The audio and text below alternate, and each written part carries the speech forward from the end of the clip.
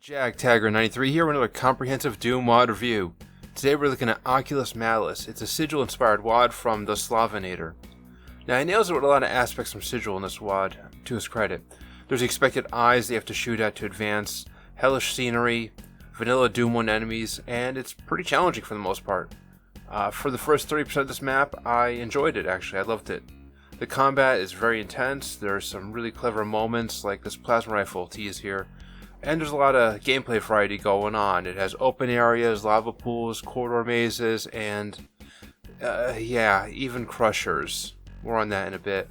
Ammo is pretty tight early on for the first portion of the map, again in that sigil style, so you'll often be switching to your pistol and get blasted to save precious shotgun shells. And again, for this first portion of the WAD, I was loving it and ready to slap this baby with an 80 or 90% and call it a day. And then I got to this part, and yeah, I just have to say, what the hell? Seriously, okay, so, on Ultraviolence, you have to teleport and hop from each one of these platforms to get to the Cyber Demon platforms. Yeah, there's about 4 of them, 3 or 4 of them. Until you get to the one with the switch and the blue key on it. And I try to keep a clean channel, but I just gotta say, this portion is complete bullshit. You see, there are teleporters in the lava that'll bring you to the platforms, but each teleporter brings you to a specific platform. And if you step on the wrong one at the wrong time, you'll screw yourself over with the progression with how you want to take to this. Also, again, there are cyber demons, and getting close to them is usually not advised for obvious reasons.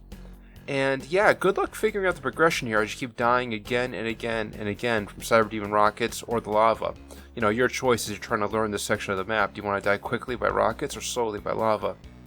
Yeah, there's a radiation suit, but it's actually even more hidden than the hidden invulnerability spear, which that plus the other invulnerability spear in the middle of the map, or in the middle of the section here on this platform, I found both of them to be absolutely essential to clearing this portion of the map, and a little luck helped too.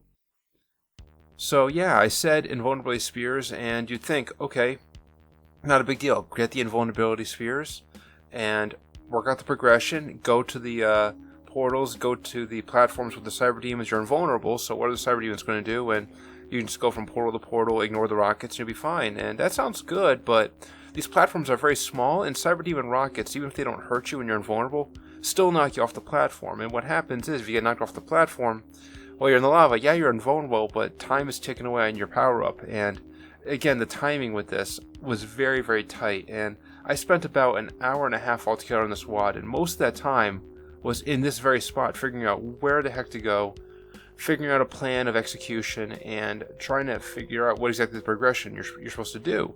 You don't really have a lot of time to think about it as you got enemy fireballs and cyber demon rockets coming at you, right?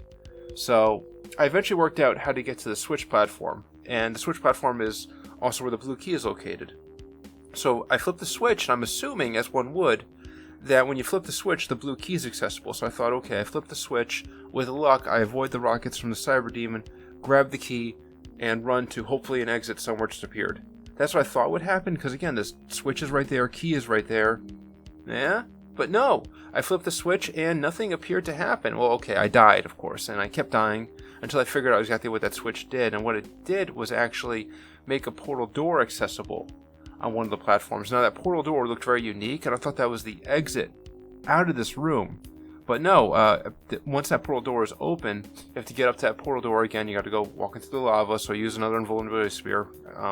And you get to that portal door, and you start. And once you do that, you're portal hopping and telefragging from platform to platform, killing the cyber demons as you go along and telefragging them. And once you do that, then the blue key is accessible. And again, once you get the blue key, then the exit appears, which again is another teleport pad actually located in the lava. So the progression here is absolutely messy. I thought at one point too that if I killed the cyber demon that's guarding the blue key, I would be able to hit the switch, and again, while I thought the switch would activate the blue key, I thought I hit the switch, cyber demon's dead, I grab the key, and that makes my job a lot easier. But no, killing the cyber demon here, and again, it took all my rockets, all my bullets, and most of my shotgun shells to do it, and it ate up a lot of the radiation suit as well too. But doing that just causes one of those cyber demons just to teleport over to the platform. Now, I was doing this in Ultraviolence. On Hurt Me Plenty, it's still very similar. I think there's one less cyber demon. But yeah, the progression to this one is very, it's not good. And it's very messy too, because the teleport pads have these lights, these candles flickering on them. The green one sends you over to the one with the door, the blue one sends you on your way to the cyber demons. And it comes in handy in the heat of the moment, knowing what color to send you where. But when you're invulnerable and everything's black and white, kind of messy. And again, it's even harder to see the teleport pads in the middle of the lava too, and everything is black and white. So, but anyway, I cleared this area, and I thought, okay, well, that was balls.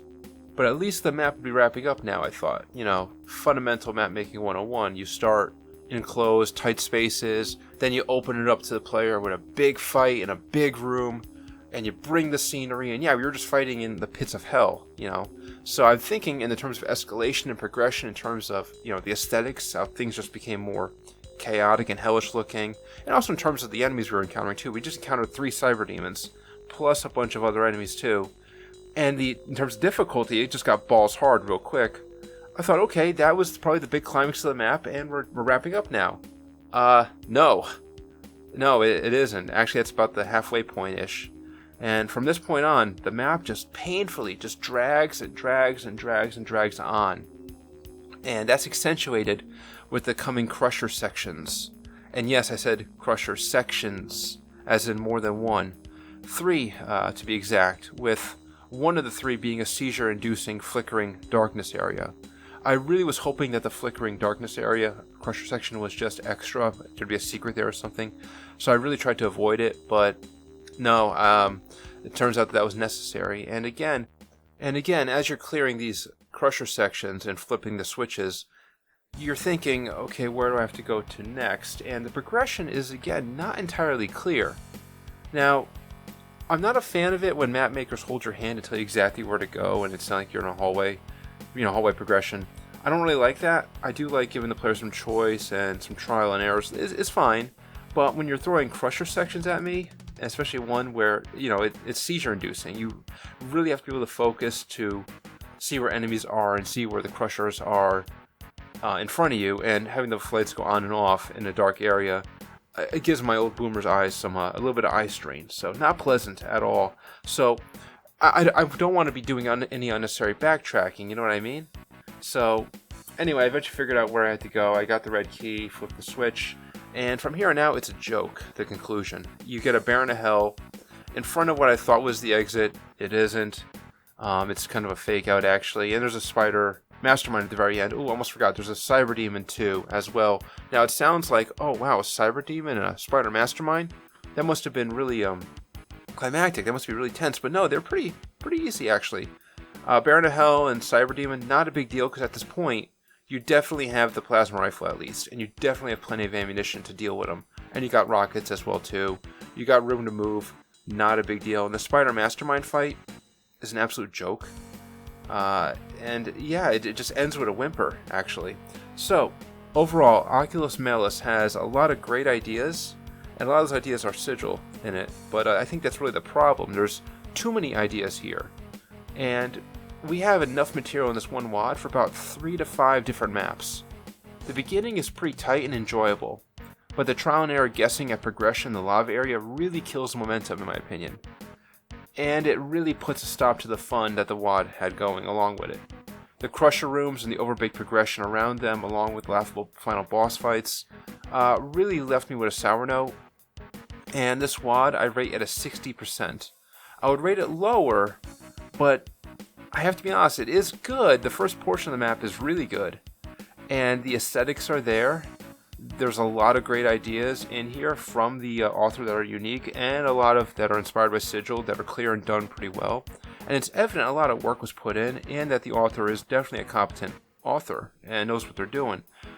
But I think if the author had the map just go from where the maze section is straight over to the red key section with only one crusher area, and a big final fight around the plasma rifle with a big final encounter in hell with the spider mastermind and maybe some other jabronis like Lost Souls, that'd be a much tighter experience overall, and it wouldn't be that short either. It would be pretty substantial as well, and memorable.